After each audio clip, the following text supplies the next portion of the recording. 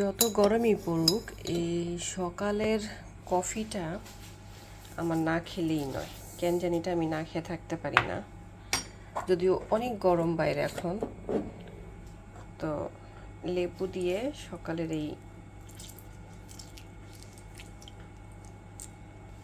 কফিটা আমার খেতেই হবে। না খেলে আমার সারাদিন মনে হয় যে কিছু একটা মিসিং ভালো লাগে না, মানে মেন্টালি শান্তি পাই না।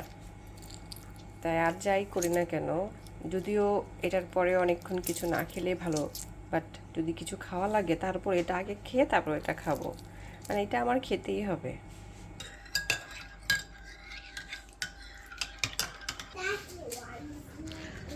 এই যে বাইরে সেই রোদ 10টা বাজে, একদম পুরা ফাটা রোদ। এখনই যে তেজ রোদের, বাংলাদেশে যারা বসে বসে ভাবতেছেন ইস এখন যদি ইউরোপে থাকতে পারতাম তাহলে মনে হয় বাংলাদেশে গরমের থেকে বাঁচতে পারতেন। ভাইরে ভাই, আপনাদের ওই দেশে বসে বসে নজর আমাদের লেগে গেছে। আজকে যে 34, অনেক জায়গায় 36, একদম বাংলাদেশের মতোই তো গরম।